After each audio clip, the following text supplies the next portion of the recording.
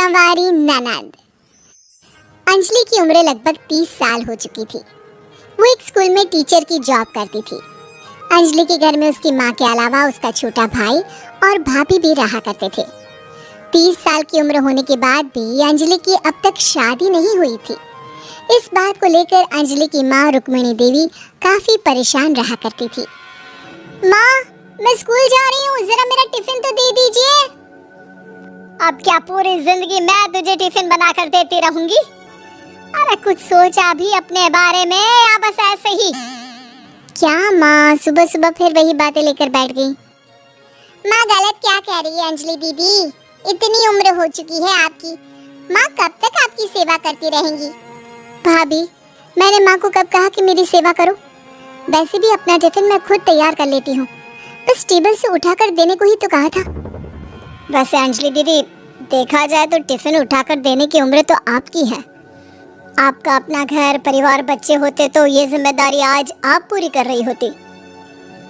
एक बात मेरी समझ में नहीं आती, अगर मेरी शादी नहीं हुई तो इसमें मेरी क्या गलती है और तुम सब लोग मेरे पीछे क्यों पड़े रहते हो?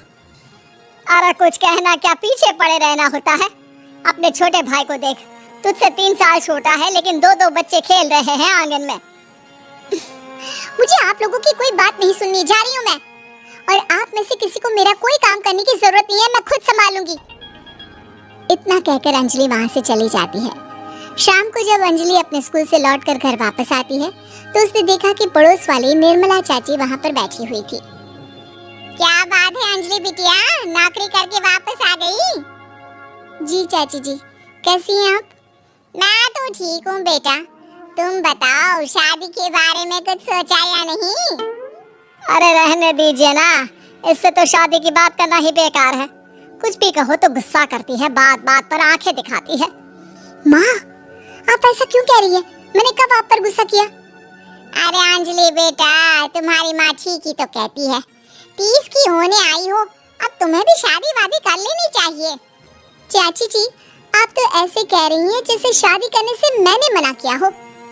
रहने दीजिए निर्मला चाची, हमारी अंजलि दीदी को अभी तक उनकी पसंद का दूल्हा नहीं मिला ना, इसीलिए वो शादी नहीं कर रही। भाभी, ऐसी कोई बात नहीं है। अरे तो फिर क्या बात है? तुम्हारी माँ ने तुम्हारे लिए इतने रिश्ते ढूंढे लेकिन तुम्हें कोई पसंद ही नहीं आता। क्या है ना चाची जी, हमारी ननद रानी नौकरी जो करती है ऐसे ही थोड़ी ना किसी को पसंद कर लेंगी। अरे भाई, नौकरी का घमंड है तो बात अलग है, कोई और बात हो तो बताओ, कोई रास्ता निकाला जाए। नहीं नहीं चाची जी, कोई बात नहीं है, बस मुझे अभी तक अपनी पसंद का कोई मिला नहीं है। सुन लिया आपने, इस लड़की के तो पर निकल आए हैं और इतनी उम्र में अपनी पसंद का कोई मिलेगा भी नहीं इसे। माँ, आप मेरी शादी को लेकर हमेशा मुझे ताने क्यों मारती रहती हैं? अपनी माँ की बातें तो ताने लगती है। ताने हैं? बताओ, मैंने कुछ गलत कहा क्या? देखो, ये सब छोड़ो, मेरी दूर की बुआ का बेटा है, उसकी अभी शादी नहीं हुई है, उम्र होगी कोई 34-35 साल।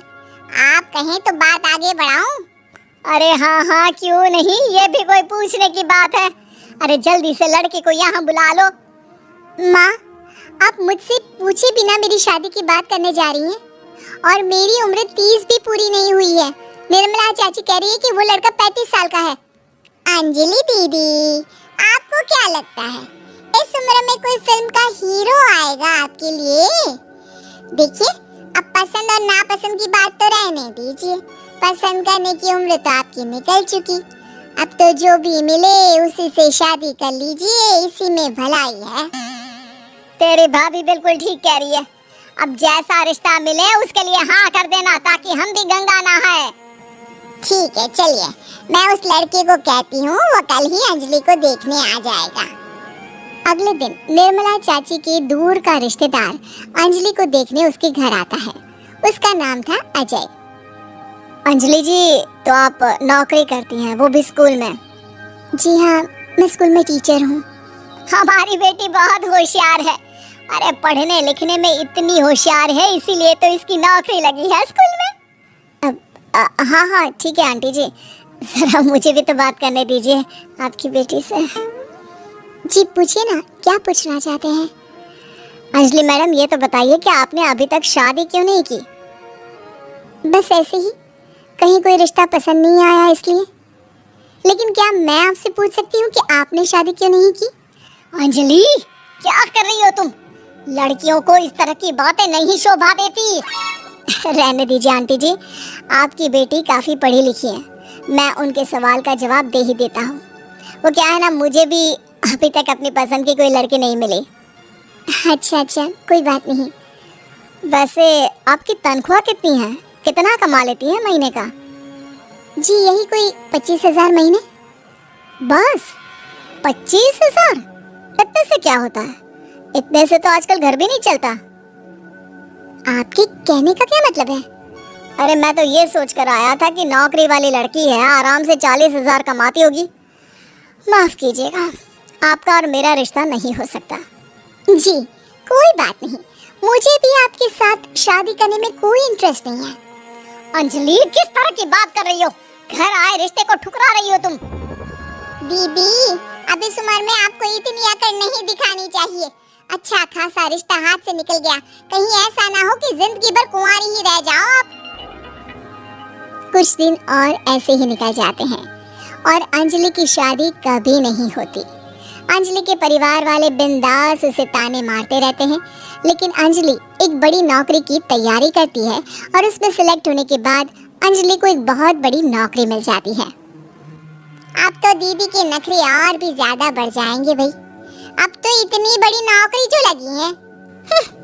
अब इनकी शादी होने से रही। माँ, मुझे नौकरी के लिए दूसरे शहर जाना पड़ेगा। आप जानती हैं ये बहुत बड़ी जॉब है और इसमें पैसे भी बहुत ज्यादा मिलेंगे। अच्छा, कितने पैसे मिलेंगे बेटा? माँ, मुझे हर महीने 90,000 सैलरी मिलेगी। क्या? अरे वाह वाह, ये तो बहुत अच्छी बात है। लेकिन फायदा क्या? कितने भी पैसे मिले, शादी तो हुई नहीं ना तुम्हारी।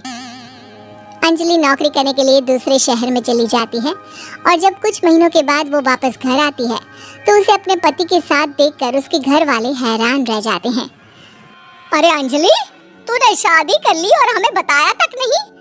और दामाद जी करते क्या हैं? इतनी बड़ी कार है उनकी।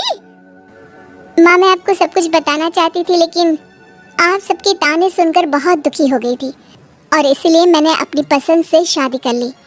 मेरे पति मेरे साथ ही ऑफिस में नौकरी करते हैं और बहुत बड़े अफसर हैं। और एक बात बताऊँ माँ, आज मैं बहुत खुश हूँ।